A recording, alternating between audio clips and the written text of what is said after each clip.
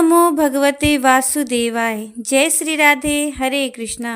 प्रिय श्रोताओं, आज के इस वीडियो में आप श्रवण करेंगे जया एकादशी की संपूर्ण व्रत कथा और वीडियो के अंत में आप जानेंगे जया एकादशी के दिन किए जाने वाले 3 विशेष उपायों के बारे में, जिसके करने से आपकी कुछ विशेष मनोकामनाएं शीघ्र पूर्ण होंगी। पद्म पुराण के अनुसार जया एकादशी का व्रत ब्रह्म हत्या जैसे घोर पापों को भी नष्ट कर देता है और इस व्रत का सबसे बड़ा प्रभाव तो ये है कि इस व्रत को करने वाले व्यक्ति को कभी भी नीच योनि जैसे कि प्रेत या पिशाच योनि में भटकना नहीं पड़ता। लेकिन जया एकादशी व्रत की कथा से पहले सुनिए प्रभु की करुणा की एक ऐसी कहानी जिसमें उन्होंने एक पापी पर भी कृपा करी थी। एक बार कर्मचंद और धर्मचंद नाम के 2 भाई थे। धर्मचंद भगवत भक्त थे और कर्मचंद विषयी पुरुष था, शराब आदि का सेवन किया करता था। बड़े भाई धर्मचंद संतों से निवेदन करके उनको घर ले आते, उनकी आरती करते और उन्हें प्रसाद पवाते। ये सब देखकर कर्मचंद संतों को गाली दिया करता क्योंकि वो दुष्ट स्वभाव का जो था। अब बड़े भाई ने सोचा कि इस दुष्ट का कैसे कल्याण होगा, क्योंकि संतों को गालियां देने से तो व्यक्ति की दुर्गति निश्चित है। फिर एक बार अयोध्या के संतों की मंडली उनकी वहां से निकली। धर्मचंद ने सुना तो सम्मान सहित उनको अपने यहाँ बुलाया, फिर उनकी आरती उतारी और उन्हें प्रसाद पवाया। इतने में ही वो शराबी कर्मचंद वहाँ आया और वो उन सबको गालियां देने लगा। उसका कमरा ऊपर था। वो सबको गालियां देते हुए अपने कमरे में चला गया। संतों ने धर्मचंद जी से कहा कि आप तो हमें आदर पूर्वक लाए थे, लेकिन ये कौन है? तब धर्मचंद जी ने कहा कि महाराज क्षमा करें, ये मेरा छोटा भाई है। गलत संगति के कारण ही इसकी बुद्धि ऐसी हो गई है और इसकी ये दुर्दशा हो गई है। उन्होंने पूछा, महाराज क्या इसका कल्याण हो सकता है? अब संत तो संत ठहरे, वो होते ही करुणा के सागर हैं। संतों ने कहा, क्यों नहीं, पक्का इसका कल्याण हो जाएगा, आप चिंता ना करो। उसमें से एक संत ऊपर कर्मचंद के कमरे में गए। बाहर से दरवाजा खटखटाया तो कर्मचंद ने दरवाजा खोला। संत भगवान समझ गए कि यहाँ विनय से बात नहीं चलेगी, तो उन्होंने पहले तो कर्मचंद को नीचे गिराया और फिर उसकी छाती पर चढ़कर बैठ गए। फिर संत ने कहा, राम बोल। कर्मचंद ने कहा, नहीं बोलूंगा। संत ने कहा, अगर राम नहीं बोला तो मैं तेरा गला दबा दूंगा। यहाँ कोई तुझे बचाने वाला भी नहीं है, बोल, राम बोल। काफी देर विचार करने के बाद कर्मचंद ने सोचा कि अब बचने का कोई दूसरा उपाय नहीं है, तो उसने बचने के लिए राम राम कह दिया। सुनते ही संत महाराज जी उसके ऊपर से हट गए और बोले, बेटा इस नाम की कीमत कभी मत लेना, इसे बेचना मत। और कुछ दिन बाद सारे कर्मों का फल कर्मचंद को मिला। जो कुछ भी आज तक उसने किया, उस कर्म के कारण उसे जानलेवा रोग हो गया और उसकी मृत्यु हो गई। अब कर्मचंद यमराज जी के दरबार में पहुंचा। यमराज जी ने जब उसका लेखा जोखा देखा तो उसके खाते में तो केवल पाप ही पाप लिखे थे। बस 2 बार उसने किसी संत की कृपा से राम राम बोला था। यमराज ने कहा कि ये राम नाम जपना ही एकमात्र तुम्हारा पुण्य है, क्या लोगे इस राम नाम के बदले में? तभी कर्मचंद को संत महाराज की संगति के कारण उनकी बात याद आ गई, जिन्होंने कहा था कि बेटा इस राम नाम के फल को बेचना मत। तो कर्मचंद ने पूछा कि पहले तो हमें कीमत बताइए कि इस 2 बार राम नाम जपने की कीमत क्या है। अब यमराज जी फंस गए और सोचने लगे कि भगवान के नाम की कीमत लगाने से तो बड़ा भारी अपराध बन जाएगा। तो उन्होंने थोड़ी देर विचार किया, फिर सोचने लगे कि क्यों न देवराज इंद्र से इसके लिए सलाह ली जाए। अब यमराज जी ने देवराज इंद्र को बुलाया और उन्हें सारा हाल सुनाया। तब देवराज इंद्र ने कहा कि इसका निर्णय तो मैं भी नहीं कर सकता, इसका निर्णय तो केवल ब्रह्मा जी ही कर सकते हैं। कर्मचंद बहुत चतुर था, उसको भी अब नाम की महिमा समझ में आने लगी थी। तो उसने कहा, ये भयंकर रूप वाले यमदूत मेरे सामने से हटा दिए जाए और जहाँ भी तुझे मुझे ले जाना हो मैं पैदल नहीं चलूंगा, मेरे लिए पालकी बुलाई जाए। देवराज इंद्र और यमराज जी ने कर्मचंद को पालकी में बिठाया और ब्रह्मलोक लेकर चले गए। वहां जाकर उन्होंने सारा वृतांत ब्रह्मा जी को बताया। सारा बात जानने के बाद ब्रह्मा जी ने पूछा क्या पुण्य है इस जीवात्मा का जो आप दोनों स्वयं इसे पालकी में बिठा कर लाए हैं। तब यमराज जी ने कहा कि ये तो महान पापी है और इसने बस 2 बार राम राम बोला है और अब बोल रहा है कि उसकी कीमत बताओ। ये सुनकर अब ब्रह्मा जी भी सिर खुजलाने लगे, क्योंकि राम नाम की कीमत तो वो भी भला कैसे बता सकते थे।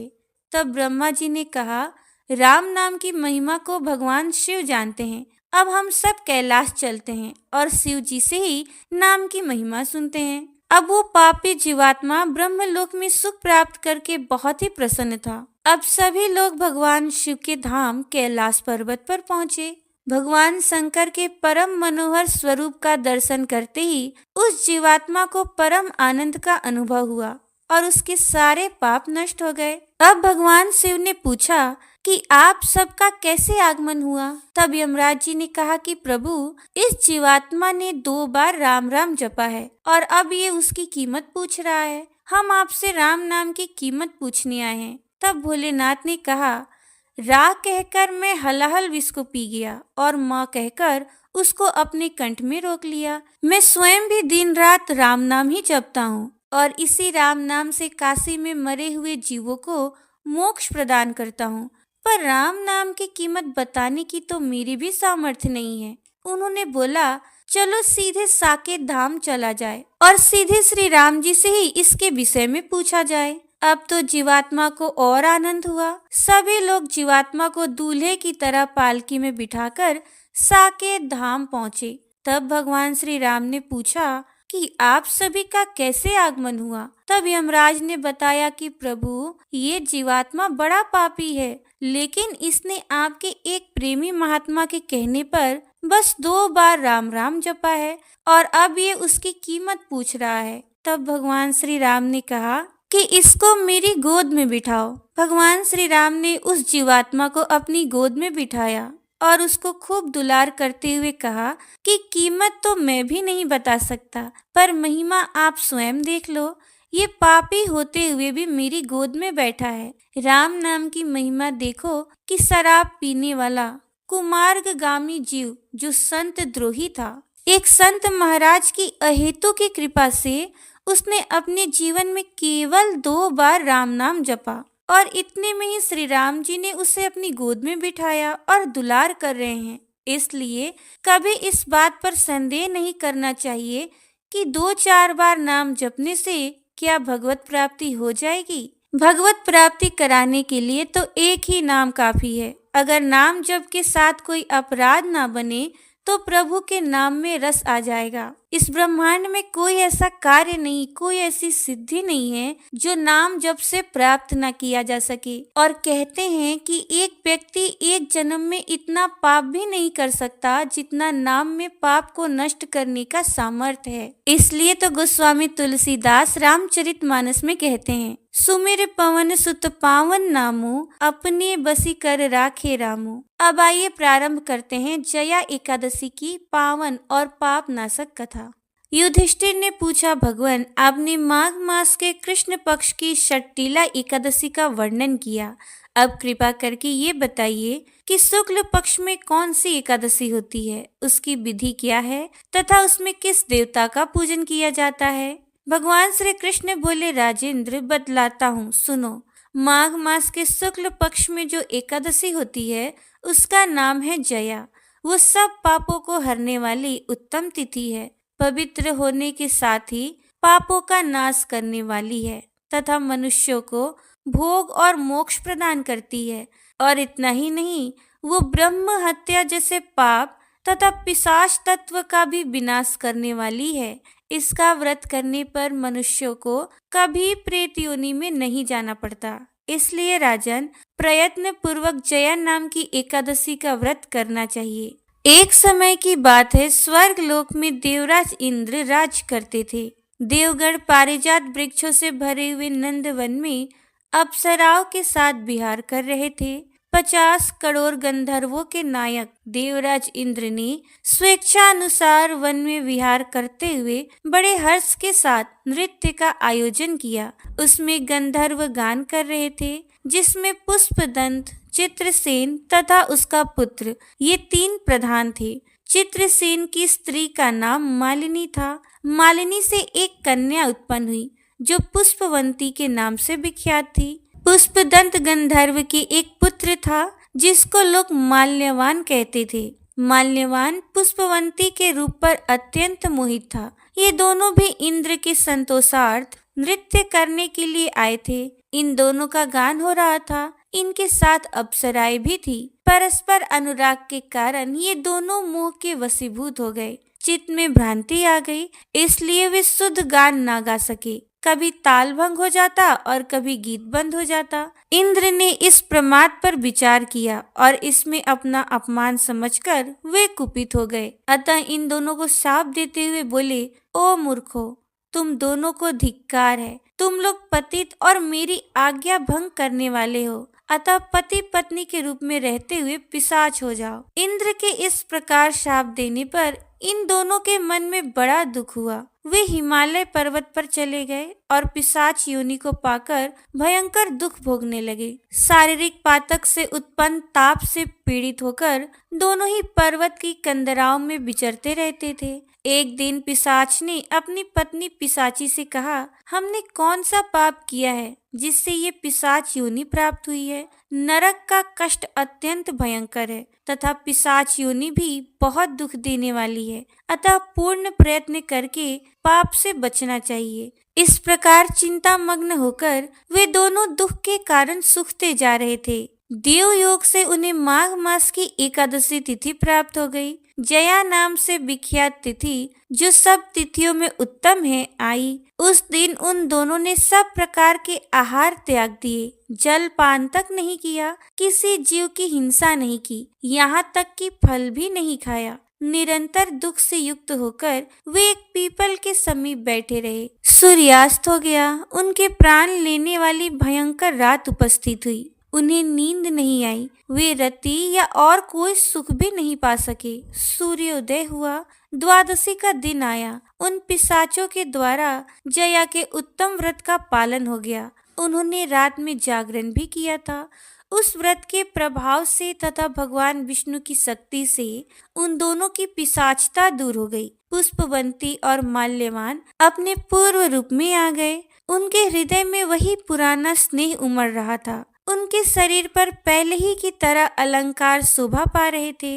वे दोनों मनोहर रूप धारण करके विमान पर बैठे और स्वर्ग लोक में चले गए। वहां देवराज इंद्र के सामने जाकर दोनों ने बड़ी प्रसन्नता के साथ उन्हें प्रणाम किया। उन्हें इस रूप में उपस्थित देखकर देवराज इंद्र को बड़ा विस्मय हुआ। उन्होंने पूछा, बताओ, किस पुण्य के प्रभाव से तुम दोनों का पिशाचत्व दूर हुआ है? तुम मेरे शाप को प्राप्त हो चुके थे, फिर किस देवता ने तुम्हें उससे छुटकारा दिलाया है? माल्यवान बोला, स्वामी, भगवान वासुदेव की कृपा और जया एकादशी के व्रत से हमारी पिशाचता दूर हुई है। इंद्र ने कहा, तो अब तुम दोनों मेरे कहने से सुधा पान करो। जो लोग एकादशी के व्रत में तत्पर और भगवान श्री कृष्ण के शरणागत होते हैं, वे हमारे भी पूजनीय हैं। भगवान श्री कृष्ण कहते हैं, राजन, इस कारण एकादशी का व्रत करना चाहिए। नृपश्रेष्ठ, जया ब्रह्म हत्या का पाप भी दूर करने वाली है।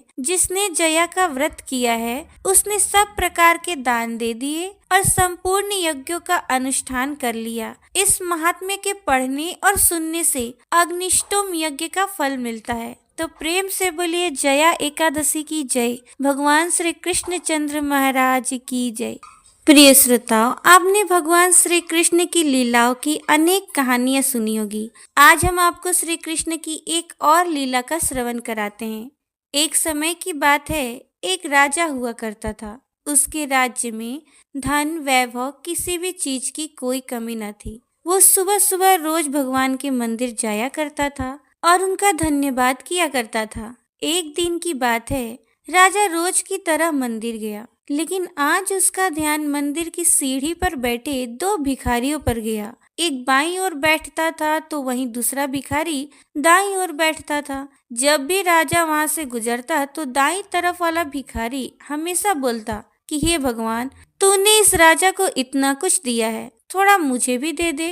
जबकि वहीं दूसरी ओर बैठा भिखारी जो कि बाईं ओर बैठता था, वो जब भी राजा को वहां से गुजरता हुआ देखता तो राजा से बोलता कि हे राजन, भगवान ने आपको इतना सब कुछ दिया है तो आप भी मुझे कुछ देकर मेरा भी भला करो। ये प्रक्रिया काफी दिनों तक चलती रही। राजा जब भी गुजरता दोनों भिखारी अपनी अपनी तरीके से भिक्षा मांगते। एक दिन दोनों भिखारियों के बीच वार्तालाप हो रहा था और बातों बातों में बाईं तरफ वाले भिखारी ने दूसरे भिखारी से पूछा कि तू भगवान से क्यों मांगता है, तुझे देने वाला तो ये राजा है। दूसरा भिखारी मुस्कुराया और कहा, अगर उस परमात्मा की इच्छा हो तो वो रंग को भी राजा बना सकता है। ऐसे ही एक दिन राजा ने अपने मंत्री को बुलाकर उससे ये सारी बातें बताई और कहा कि एक भिखारी हमेशा भगवान से ही मांगता है और वहीं बाईं तरफ बैठा भिखारी हमेशा मुझसे ही मांगता रहता है। राजा कहता है, मंत्री, अब तुम ही बताओ मुझे किसकी अधिक सहायता करनी चाहिए। मंत्री ने कहा कि महाराज, मेरे अनुसार जो भिखारी आपसे भिक्षा मांगता है आपको उसकी सहायता करनी चाहिए। राजा ने मंत्री से कहा कि तुम एक काम करो, एक खीर से भरा हुआ एक बड़ा सा बर्तन ले लो और उसमें कुछ सोने के सिक्के डालकर उस बाईं ओर बैठने वाले भिखारी को दे दो। अगली सुबह राजा ने जैसा कहा था कि बाईं ओर वाले भिखारी को खीर से भरे बर्तन में स्वर्ण की मुद्रा डालकर उसे दे दो। मंत्री ने ठीक वैसा ही किया। खीर पाकर वो भिखारी बहुत प्रसन्न हुआ और राजा का धन्यवाद करने लगा। तभी वो भिखारी दाईं ओर बैठे भिखारी को बोला कि भगवान से नहीं, इंसान से मांगो। ये कहकर वो बड़े मजे के साथ खीर खाने लगा। वो खीर का बर्तन इतना विशाल था कि उसका पेट भर गया, लेकिन वो खीर खत्म नहीं हुई। उसने दूसरे भिखारी के साथ खीर बांटकर खाने का निर्णय लिया और वो सोने रजत से भरा बर्तन उसने दूसरे भिखारी को दे दिया। अगली सुबह हुई, राजा फिर मंदिर गया, लेकिन वहां पर जाकर राजा आश्चर्यचकित रह गए क्योंकि वहां पर बाईं तरफ वाला भिखारी तो वैसे ही बैठा था, लेकिन दाईं तरफ वाला भिखारी आज वो दिखा ही नहीं। तब राजा ने उस भिखारी से पूछा कि क्या तुम्हें वो खीर का बर्तन मिला जो मैंने अपने मंत्री के हाथों से भिजवाया था। भिखारी ने कहा कि जी महाराज, मिला तो था और वो खीर भी बहुत स्वादिष्ट थी, मैंने खूब पेट भर कर खाई। राजा ने फिर से पूछा कि वो खीर का बर्तन कहाँ है। तो वो भिखारी बोला कि जब मेरा पेट भर गया तो मैंने वो बर्तन दूसरे भिखारी को दे दिया। ये बात सुन राजा मुस्कुराए और मन ही मन सोचने लगे कि जब देने वाला साक्षात परमात्मा हो तो उसके भाग्य को उदय होने से कौन रोक सकता है भला। हम मनुष्य तो केवल माध्यम है, सबका पालनहार तो सबके ऊपर विराजमान है। इसलिए कहते हैं कि जिसे भगवान उठाना चाहे उसे कौन गिरा सकता है और जिसे गिराना चाहे उसे कौन उठा सकता है। अब आइए जानते हैं शीघ्र मनोकामना पूर्ण करने वाले 3 विशेष उपायों के बारे में। पहला उपाय है केसर और दूध से अभिषेक। जया एकादशी के दिन भगवान विष्णु का दक्षिणावर्ती शंख में दूध और केसर डालकर अभिषेक करें। इससे आर्थिक तंगी दूर होती है और रुका हुआ धन वापस मिलता है। दूसरा उपाय है पीले फूल और चंदन का अर्पण। विष्णु जी को पीले रंग के फूल और पीला चंदन अर्पित करें और साथ ही इस दिन ओम नमो भगवते वासुदेवाय मंत्र का 108 बार जाप करें। इससे सोचे हुए कार्यों में आ रही बाधाएं दूर होती हैं। तीसरा उपाय है पीपल के वृक्ष की पूजा। शाम के समय पीपल के पेड़ के पास घी का दीपक जलाएं। पीपल में भगवान विष्णु का वास होता है, इसलिए इस उपाय से सौभाग्य में वृद्धि होती है और मनोकामनाएं पूर्ण होती हैं। अब आइए सुनते हैं श्री कृष्ण चालीसा और आरती। बंसी शोभित कर मधुर, नील जलद तन श्याम, अरुण अधर जनु बिंब फल, नयन कमल अभिराम, पूर्ण इंद्र अरविंद मुख, पीतांबर शुभ साज, जय मनमोहन मदन छवि, कृष्ण चंद्र महाराज। जय यदुनंदन जय जगवंदन, जय वसुदेव देव की नंदन, जय यशोदा सुत नंद दुलारे, जय प्रभु भक्तन के दृगतारे, जय नट नागर नाग नथैया, कृष्ण कन्हैया धेनु चरैया, पुनि नख पर प्रभु गिरिवर धारो, आओ दिनन के कष्ट निवारो, वंशी मधुर अधर धरि टेरो, होवे पूर्ण मनोरथ मेरो, आओ हरि पुनि माखन चाखो, आज लाज भक्तन की राखो, गोल कपोल चिबुक अरुणारे, मृदु मुस्कान मोहिनी डारे, रंजित राजीव नयन विशाला, मोर मुकुट वैजंती माला। कुंडल श्रवण पीत पट आछे, कटि किंकड़ी काछन काछे। नील जलज सुंदर तनु सोहे, छवि लखी सुर नर मुनि मन मोहे। मस्तक तिलक अलक घुंघराले, आओ कृष्ण बांसुरी वाले। करि पै पान पूत नहीं तार्यो, अका बका कगा सुर मार्यो। मधुवन जलत अग्नि जब ज्वाला, भय शीतल लखी तही नंद लाला। सुरपति जब ब्रज चढ़यो रिसाई, मूसलधार वारी वरसाई। लगत लगत ब्रज चहन बहायो, गोवर्धन नख धारी बचायो। लखी यशोदा मन भ्रम अधिकाई, मुँह मह 14 भुवन दिखाई। दुष्ट कंस अति उधम मचायो, कोटि कमल जब फूल मंगायो। नाथि काल यही तब तुम लीनी, चरण चिन्ह दे निर्भय कीन्ही। करि गोपिन संग रास बिलासा, सबकी पूर्ण करि अभिलाषा। केतिक महा असुर संघार्यो, कंस ही केस पकड़ि दे मार्यो। मात पिता की बंदी छुड़ाई, उग्र सेन कह राज दिलाई। मही से मृतक छओ सुत लायो, मातु देव की शोक मिटायो। भौमासुर मुर दैत्य संघारी, लाए 10 सहस कुमारी। दय भीम ही तृण चिर सहारा, जरा सिंधु राक्षस कह मारा। असुर बकासुर आदिक मार्यो, भक्तन के तब कष्ट निवार्यो। दीन सुदामा के दुख टार्यो, तंदुल 3 मूठ मुख डार्यो। प्रेम के साग विदुर घर मांगे, दुर्योधन के मेवा त्यागे।